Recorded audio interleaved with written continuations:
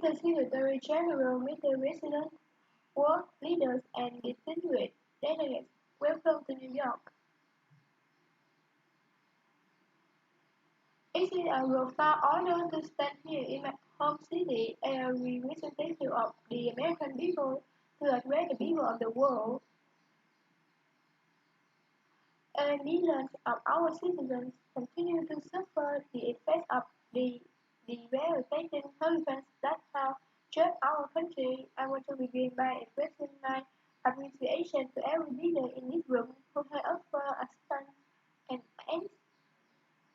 The American people are strong and resilient, and they will emerge the hardship more determined than ever before. Fortunately, the United States had done very well since election day last November 8. The stock market is at an all-time high, a record. Unemployment is at its lowest level in 16 years. And because our regulatory and other reforms, we have more people working in the United States today than ever before. Companies are moving back, creating job growth, the last of which our country has not seen in a very long time. And it has just been announced that we will be spending almost 700 billion on our military and defense. Our military will soon be the strongest it has ever been for more than 70 years in time of war and peace.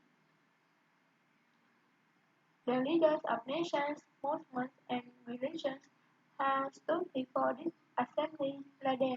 I intend to address some of the very fluid raised before us today, but also the enormous potential waiting to be unleashed. We live in a time of extraordinary opportunity, breakthrough in science, technology, and medicine, and illnesses and solving problems that real generation thought impossible to solve. But each day also brings news of growing dangers that threaten everything we cherish and value. Terrorists and extremists have gathered strength and breadth to every region of the planet. Bro, we presented in this body not only support terror but within other nations and their own people. With the most destructive weapon known to humanity, authority and authoritarian power seek to balance the value, the system and allegiance. The relentless conflict and title the world toward freedom since World War II. International criminal networks, traffic drugs, reborn people, forced dislocation and mass migration within our border and new forms of aggression exploit technology to mean our citizens. To what extremely we miss at a time of both in improvement and rest period. It is entirely up to us whether we lead the world to new heights or let it fall into a valley of despair. We have it in our power should we so choose to lift millions from poverty to help our citizens realize their dreams and to ensure that new generation of children are free from violence, hate, and fear. This institution was founded in the aftermath of two world wars to help shape this better future. It was based on the vision that the world nations could cooperate to protect their sovereignty, restore their security, and promote their prosperity. This was in the same period exactly 70 years ago that the United States developed the Master Plan to help restore Europe. During these years, they are periods of peace, sovereignty, security, and prosperity. The Master Plan was built on the noble idea that the whole world is suffer when nations are strong, independent, and free. an accident, Truman said in his message to Congress at that time.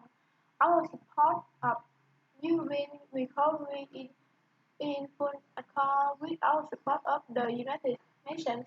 The success of the United Nations is based on the independent strength of its members to overcome the swift will of the present and to achieve the government of the future. We must begin with the wisdom of the past. Our success depends on a coalition of strong and independent nations that embrace their sovereignty to promote security, prosperity, and peace for themselves and for the world. We don't expect these four countries to share the same cultures, traditions, or even systems of government, but we do expect our nations to uphold the true core sovereign duties to protect the interests of their own people and the right of every other sovereign nation. This is the beautiful vision of this institution, and this is the foundation for cooperation and success. Strong sovereign nations like these four countries with different values, different cultures, and different will not just coexist but work side by side on the basis of mutual respect. Strong sovereign nations let their people take ownership of the future and control their own destiny. And strong sovereign nations allow individuals to flourish in the fullness of the life intended by God. In America, we don't seek to impose our way of life on anyone, but rather to let it stand as an example for anyone to watch. This week, view our country a special reason to take pride in that example. We are celebrating the 230th anniversary of our beloved Constitution, the only Constitution still in use in the world today. The founding document has been the foundation of peace, liberty, and freedom for the Americans and for countless millions around the globe who our countries have found information in its respect for human nature, human dignity, and the rule of law. The written in the United States Constitution is its first three beautiful words. There were people, generations of Americans have sacrificed to maintain the government of the world, the government of our country and of our great history. In America, the people govern, the people rule, and the people are sovereign. If I were elected not to take power but to give power to American people where it belongs. In foreign affairs, we are renewing this founding principle. Our government first duty to its people, to our citizens, to serve their needs, to ensure their safety, to restore their rights, and to defend their values. And resident of the United States, I will always put America first. Just like you, as the leader of your country, will always and should always put your country first.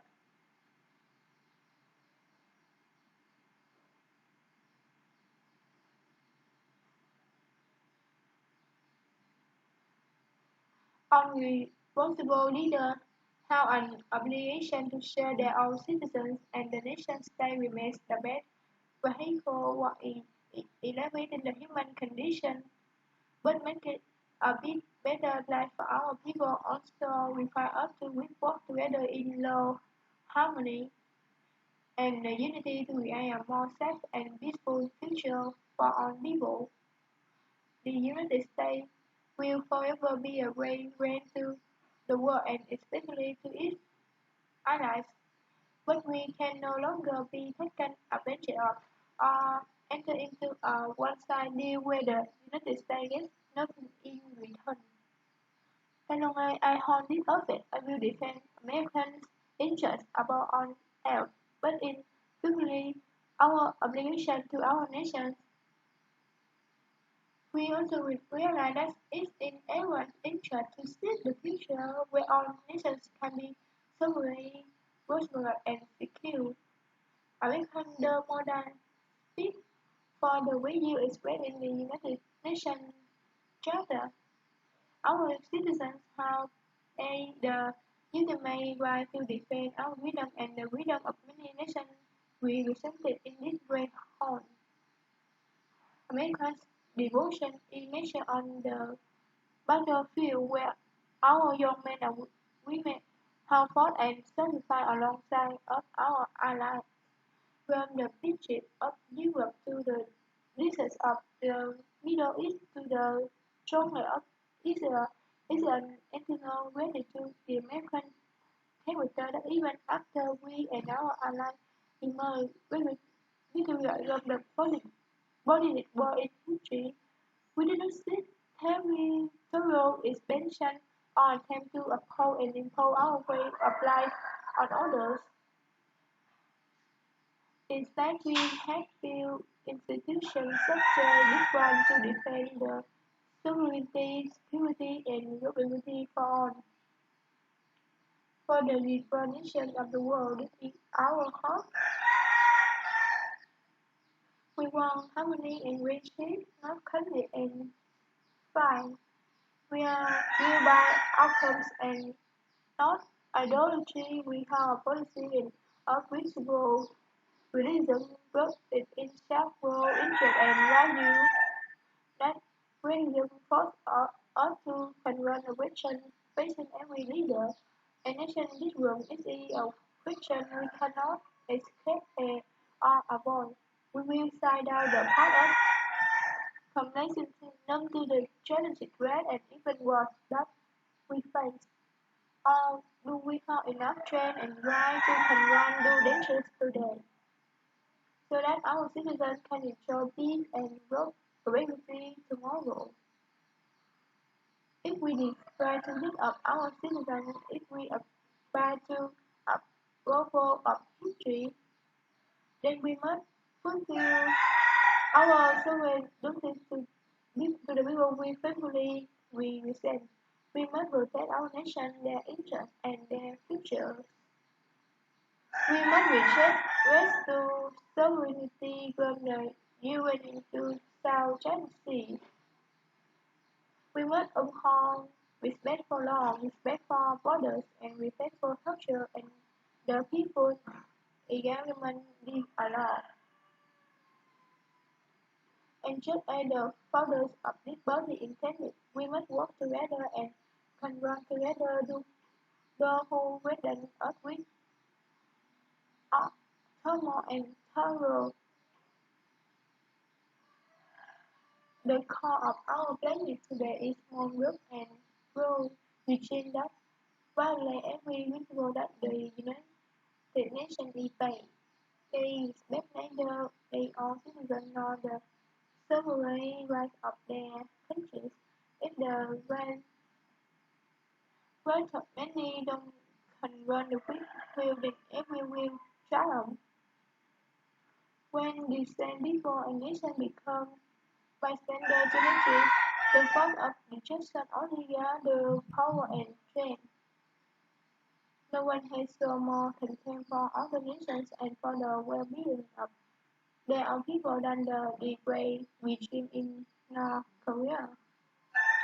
It is responsible for the starvation death of millions of North Koreans and for the imprisonment, for total killing and oppression of countless more.